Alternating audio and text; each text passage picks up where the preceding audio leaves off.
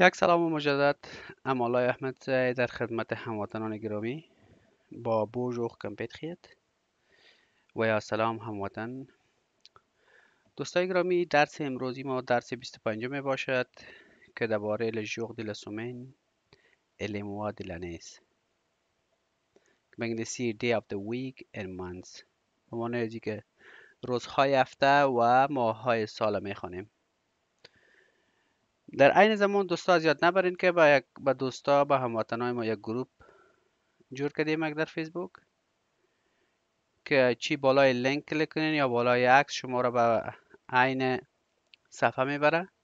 شما میتونین که از این طریقه با هم دیگر به تماس باشین، کمیونیکیشن کنین، مکالمه کنین و در یاد داشته باشین دوستای گرامی در این گروپ کدام تبعیض، کدام ای که زبان، قومیت، ملت هیچ چیز در نظر گرفته نشده دوستای گرامی.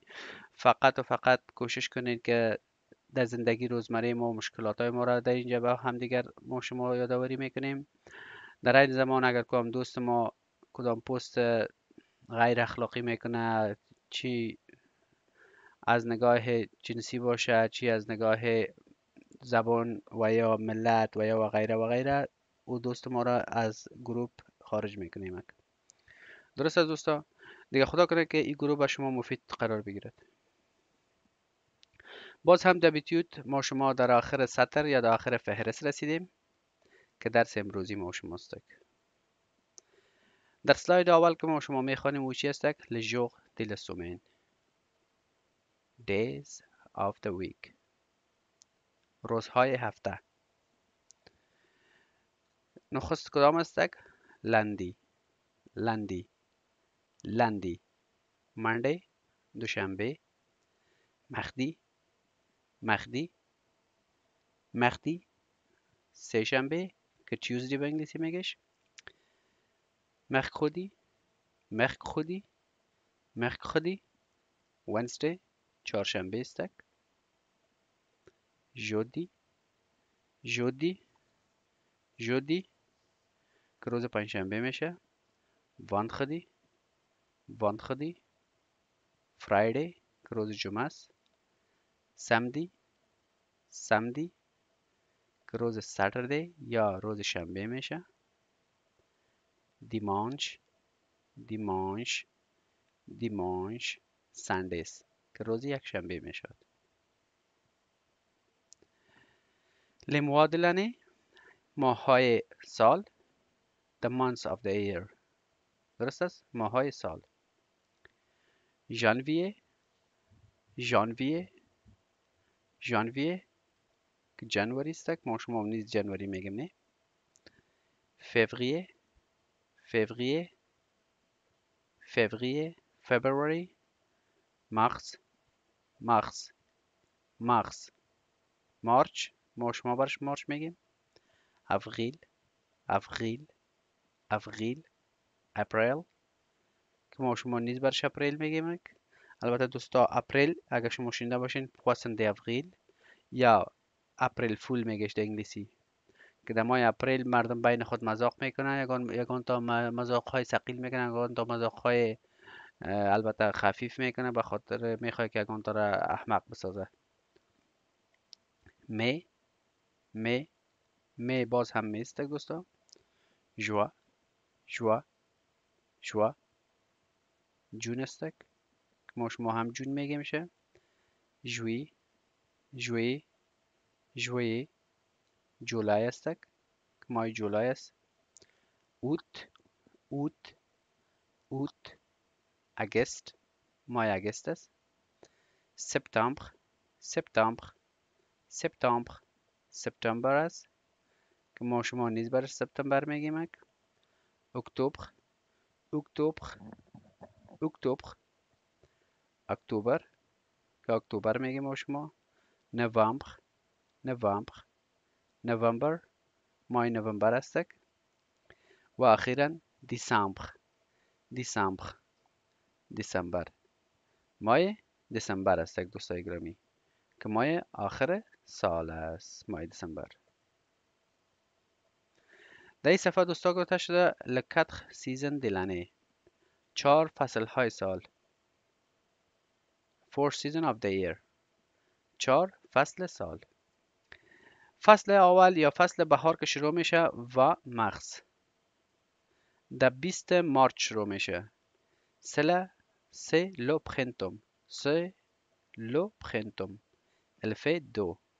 این میگه بهار استک. ببین مردم آبیاری میکنه، کشتکار میکنه، میگه بهار استک. الفه دو بسیار شیرین احساس میشود یا بسیار لذت احساس میشود. سیز au printemps میگه در بهار. les feuilles puissent در بهار چی میشود؟ برگ ها رشد میکند. و جوا 20 جون هر سالی که شما میگین اینجا.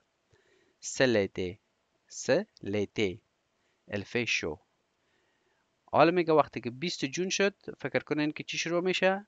گرمی شروع میشه یا ماه تابستان شروع میشه، فصل تابستان شروع میشه. چی احساس میشه؟ گرمی احساس میشه. ببینید مردم در لب بیچ رفته و از گرمی لذت میبره. en été میگه در گرمی یا در تابستان. les feuilles sont verts در گرمی برگ ها چه قسم می باشه؟ سبز می باشه. 22 سپتامبر یعنی از 22 سپتامبر به بعد چی شروع میشه؟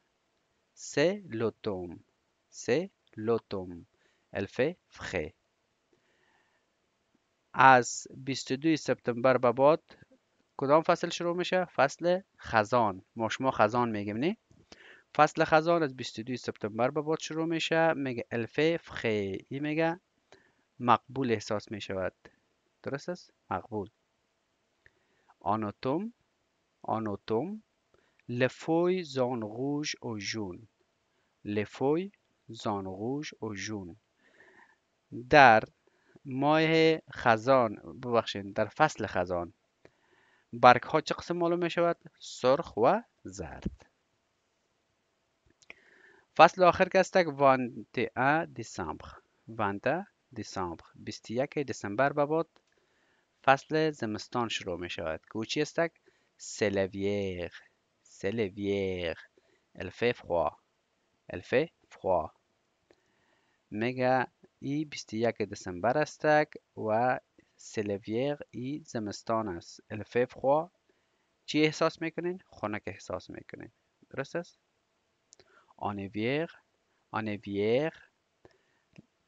les arbres n'ont pas de feuilles ببخشید. les arbres n'ont plus de feuilles در زمستان درخت ها دیگر چی ندارد؟ دیگر برگ ندارد. این 4 فصل بود دوستا که خدمت شما تقدیم شد. les vocabulaires associés avec les heures واژگان یا لغات مرتبط به زمان. aujourd'hui today demain tomorrow زمانی که شما میگین tomorrow به انگلیسی فرانسوی چی میگین؟ demain. hier yesterday دیروز یا روز گذشته. l'année یا la year سال. l'année dernière last year سال گذشته. سال گذشته چه وقت بوده؟ سال 2023. درست است؟ شما میتونید که مثلا به این جمله جور کنین l'année dernière j'étais à Paris سال گذشته من در کجا بودم؟ در پاریس بودم. l'année dernière j'étais en Afghanistan سال گذشته من در کجا بودم؟ در افغانستان بودم. این قسم l'année prochaine سال آینده. درست است؟ سال آینده. l'année prochaine ببینید prochaine شما زیادتر در مترو هم شنیدین میگه prochaine مطلب این است که ایستگاه بعدی یا ایستگاهی که میرسد. درست است؟ prochaine.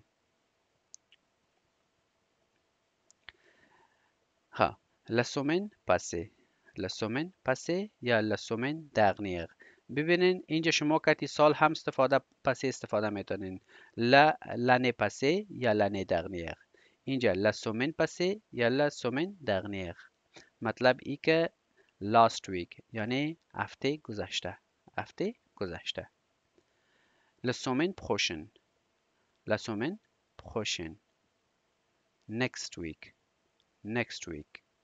مطلبی است که هفته آینده. درست است؟ Le mois passé. Le mois. Le mois passé.